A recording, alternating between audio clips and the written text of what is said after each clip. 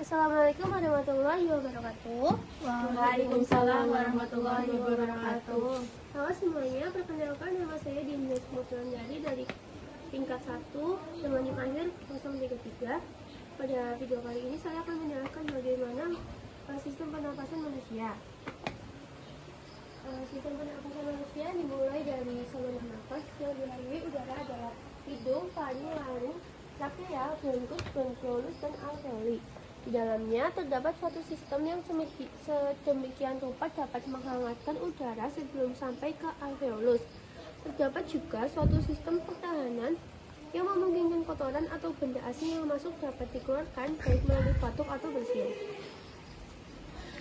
Nah, yang pertama ada hidung. Nares anterior adalah saluran-saluran di dalam rongga hidung. Saluran-saluran itu bermuara ke dalam bagian yang dikenal sebagai vestibulum. Rongga hidung dilapisi sebagai selaput lendir yang sangat kaya akan pembuluh darah dan bersambung dengan lapisan faring dan dengan selaput lendir sinus yang mempunyai lubang masuk ke dalam rongga hidung. Septum nasi memisahkan kedua kafum nasi. Struktur ini tipis terdiri dari tulang dan tulang rawan, sering membengkok ke satu sisi. Yang kedua ada faring atau tekak, adalah pipa berotot yang berjalan dari dasar tengkorak sampai persambungannya dengan esofagus pada ketinggian tulang rawan krikoid. Maka letaknya di belakang laring atau laring faringeal. Orofaring adalah bagian dari faring, merupakan gabungan sistem respirasi dan pencernaan. Yang ketiga ada laring atau tenggorok, terletak pada garis tengah bagian depan leher, sebelah dalam kulit, glandula tiroidea, dan beberapa otot kecil, dan di depan larofaring dan bagian atas esofagus. Terdiri dari 5 tulang rawan, yaitu kartilago tiroid 1 buah, kartilago arytenoid 2 buah, kartilago krikoid 1 buah, dan kartilago epiglottis 1 buah. Yang selanjutnya ada trakea atau batang tenggorok. Adalah tubuh fleksibel dengan panjang kira-kira 10 cm dengan lebar 2,5 cm. Trakea berjalan dari kartilago krikoidea ke bawah pada bagian depan leher dan di belakang manubrium sterni. Berakhir di tinggi angulus sternalis atau taut manubrium dengan corpus sterni, atau sampai kira-kira ketinggian vertebratal thoracalis kelima, dan di tempat ini bercabang menjadi 2 bronkus atau bronki.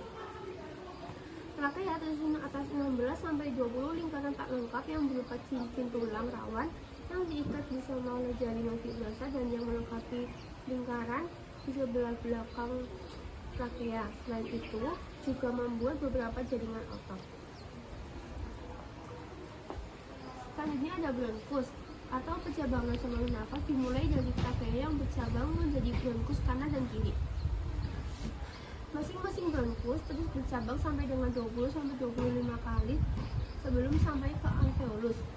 Sampai dengan percabangan bronkus terakhir sebelum bronkiolus, bronkus dilapisi oleh cincin tulang rawan untuk menjaga agar saluran nafas tidak kolaps atau kempis sehingga aliran udara lancar.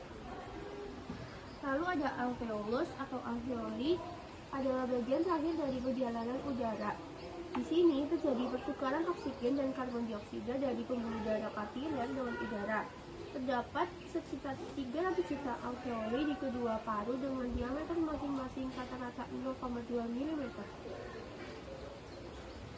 Selanjutnya ada paru-paru, yaitu sistem pernafasan pada dasarnya dibentuk oleh jalan atau saluran nafas dan paru-paru beserta pembungkusnya atau disebut dengan pleura, dan rongga dada yang melindunginya. Di dalam rongga dada terdapat juga jantung. Di dalamnya rongga dada dipisahkan dengan rongga perut atau oleh diafragma. Selanjutnya saya akan menjelaskan tentang sistem pernafasan. Sistem pernafasan merupakan sistem organ yang berfungsi untuk melakukan pertukaran gas antara tubuh dengan lingkungan. Dalam proses pernafasan, tubuh membutuhkan oksigen untuk membantu menghasilkan energi. Sementara itu, karbon dioksida sebagai hasil sisa metabolisme akan dikeluarkan dari tubuh. Sistem pernapasan manusia terdiri dari beberapa organ, yaitu hidung, faring, laring, trakea, bronkus, bronkiolus, dan paru-paru. Selanjutnya ada proses pernafasan. Pernafasan terdiri dari dua proses utama, yaitu inspirasi dan ekspirasi. Inspirasi adalah proses ketika udara masuk ke dalam paru-paru. Saat inspirasi, diafragma berkontraksi dan bergerak ke bawah. Volume rongga dada menjadi lebih besar sehingga udara dari luar dapat masuk ke paru-paru. Sedangkan ekspirasi adalah proses ketika udara keluar dari paru-paru. Saat ekspirasi, diafragma kembali rileks dan bergerak ke atas. Volume rongga dada menjadi lebih kecil sehingga udara yang mengandung karbon dioksida dapat keluar dari paru-paru. Jadi secara sederhana, inspirasi adalah masuknya udara, sedangkan ekspirasi adalah keluarnya udara. Dari penjelasan tersebut dapat disimpulkan bahwa sistem pernafasan merupakan sistem yang sangat penting bagi tubuh karena berfungsi untuk mendapatkan oksigen dan mengeluarkan karbon dioksida. Organ-organ yang berperan dalam sistem pernafasan meliputi hidung, faring, trakea, jantung, tulang dan paru-paru. Setiap organ memiliki fungsi masing-masing dan bekerja sama agar proses pernafasan dapat berlangsung dengan baik. Selanjutnya ada sesi tanya jawab. Apakah ada yang bertanya? Baik, silahkan. Sebelumnya, perkenalkan nama saya Rafael Famudin dengan NIM akhir 032. Apa yang menyebabkan frekuensi pernafasan seseorang bisa menjadi lebih cepat? Baik, izin bertanya. Saat apa yang menyebabkan frekuensi pernafasan menjadi lebih cepat? Tubuh membutuhkan lebih banyak oksigen dan menghasilkan lebih banyak karbon dioksida. Akibatnya, otak memerintahkan paru-paru untuk bernafas lebih cepat agar pasokan oksigen terpenuhi. Selanjutnya, perkenalkan nama saya Silana Ramadhani dengan NIM akhir 026.